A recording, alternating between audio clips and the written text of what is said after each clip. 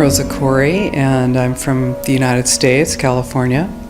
And my topic, what I speak about, is one of the most vitally important issues of our age, and that is United Nations Agenda 21, Sustainable Development.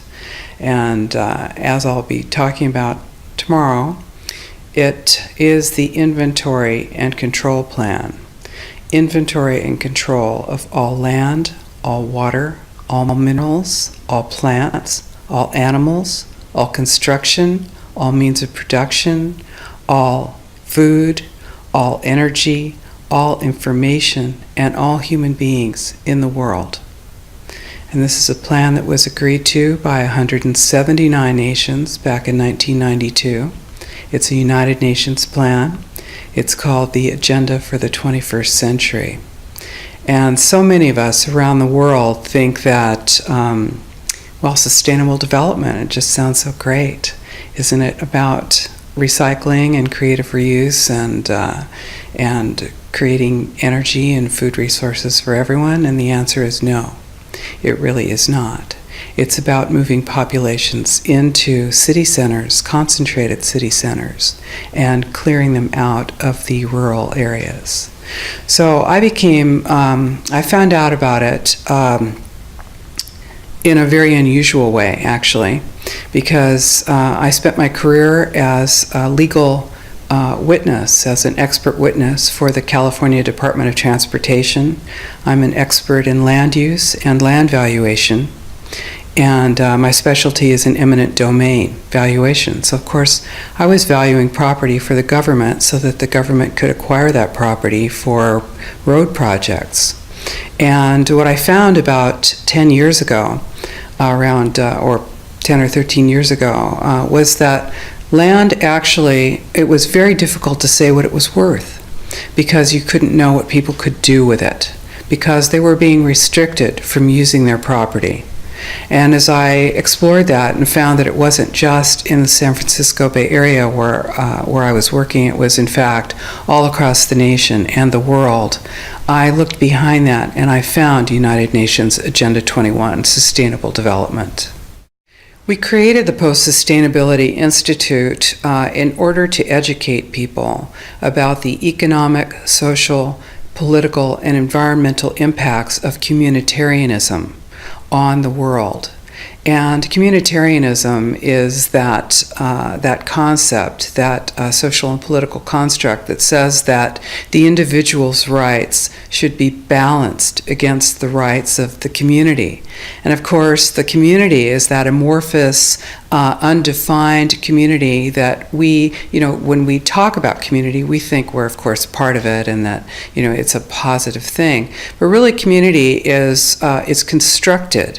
It's constructed of non-governmental organizations, corporations, and government in order to dictate and regulate what it is that happens around the world. And we, as individuals, have literally no influence on that unless we are in agreement with it. If you dissent against the community, against communitarian law, or against communitarian social tactics, you're rejected and basically made an outcast. And that is something that we wanted to expose to the world. And the reason that we created the Post-Sustainability Institute was in order to sue. We sued our local government, and right now we're suing higher up in order to stop regional plans, because regionalization is the stepping stone to globalization. And globalization is the standardization of all systems. So that includes water, law enforcement, education, energy. All systems have to be brought into harmony in order to control them all. Because when systems don't meet, when they're out of balance or not in sync with one another, they can't be controlled centrally. And the goal of Agenda 21 is one world government and total control from a central unit. America, the United States of America, is really under attack right now.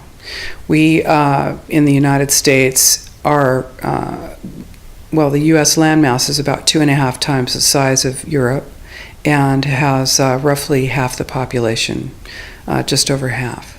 That landmass is huge, and about 75% of the population lives in large cities. The goal is to move everyone out of the rural areas and into the large cities, and to destroy representative government, and to move it into to a more to government by unelected boards and commissions.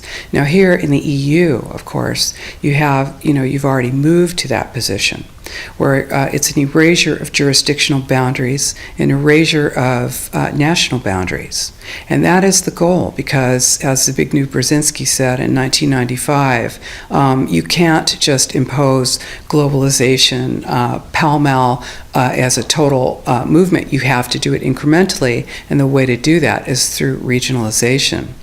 And in Denmark, for instance, in Denmark, well, every nation that signed on to Agenda 21 has its local Agenda 21 plan.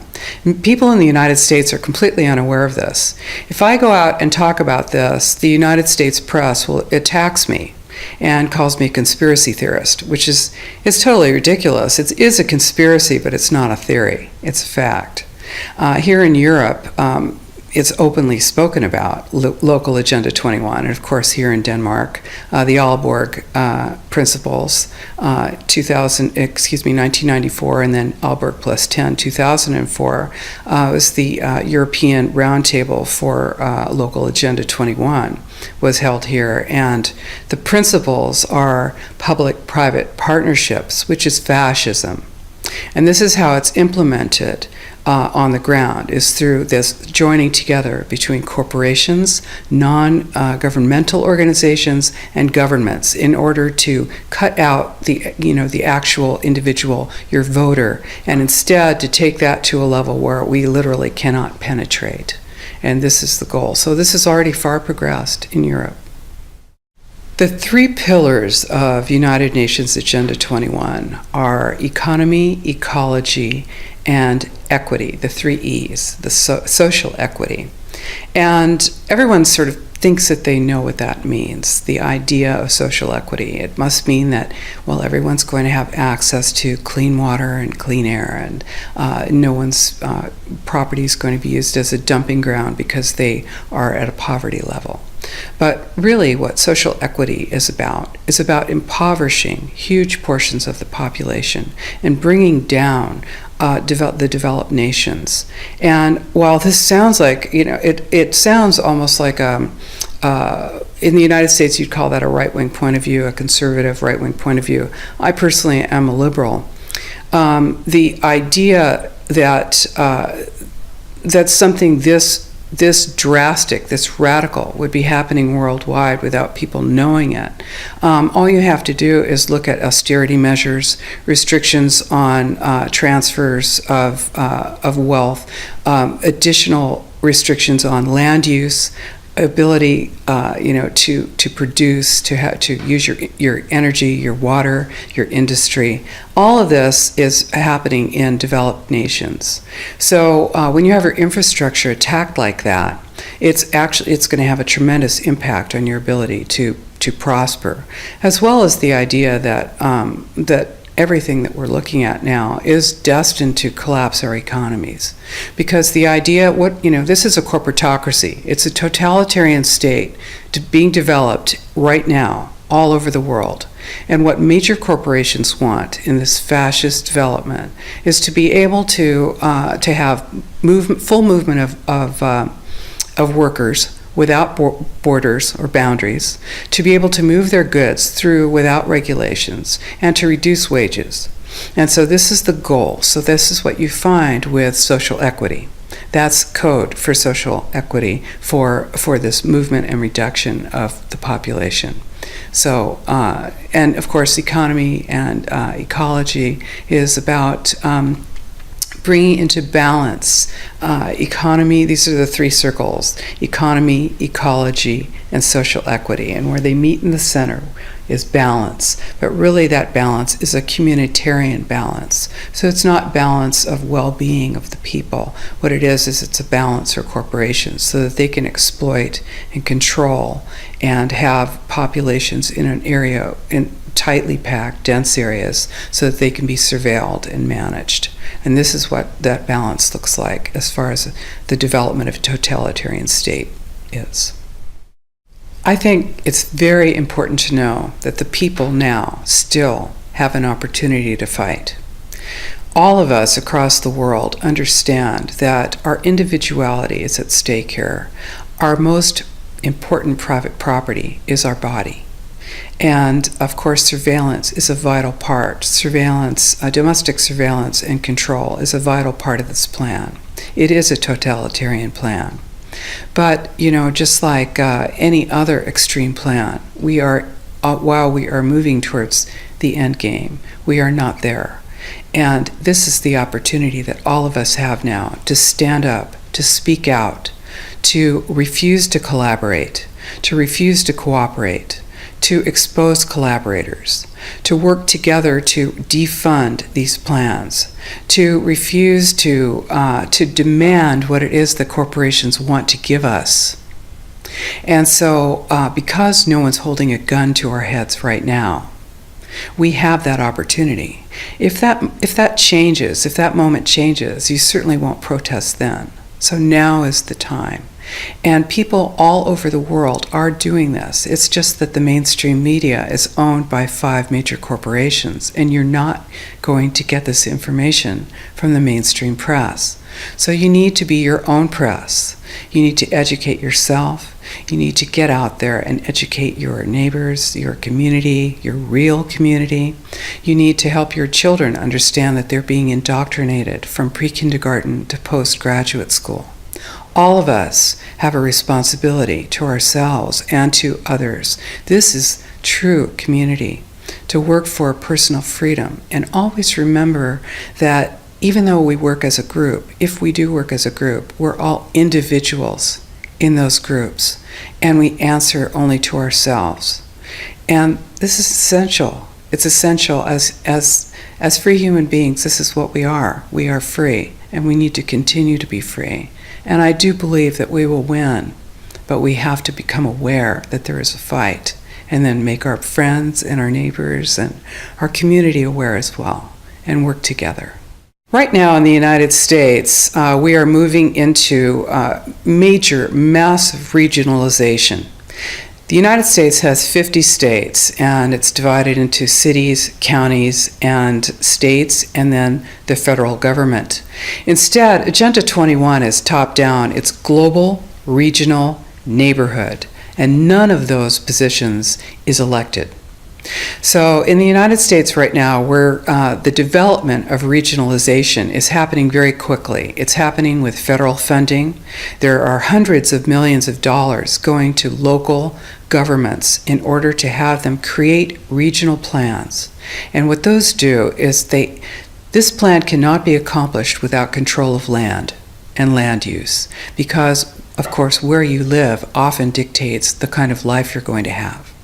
So regionalization takes away our opportunity to have an impact. It takes away representative government. So what we are doing at the Post-Sustainability Institute right now is we are suing to stop the biggest regional plan in the United States, and it is a blueprint for the rest of the country. What this plan is doing is essentially saying that no new development will happen anywhere but in 4% of the San Francisco Bay Area, that all 101 cities and 9 counties will be joined together, and all land use decisions will be made basically by an unelected board. What this will do to land use and land value in the San Francisco Bay Area, to movements of people, to development of business, to freedom, is unfathomable. And people are not aware of it. The only thing that is standing between that and full passage is our lawsuit. Now, what this truly means is if you tell people that they have to build only smart growth, high density development in an urban center right on a train line, or the train doesn't have to be there, it's the proposed idea of a train line. And then no development, no buildings, no residential, no commercial can happen outside of that very, very concentrated area. Then what do you have? You have a concentration camp of the future. This is exactly what it looks like. And you see, it's very much more subtle and much more sophisticated than it was when the Nazis were doing it. You are not going to get thrown on a train car. You will just have your roads out in the rural areas pulverized and turned to gravel. You'll have your family well monitored.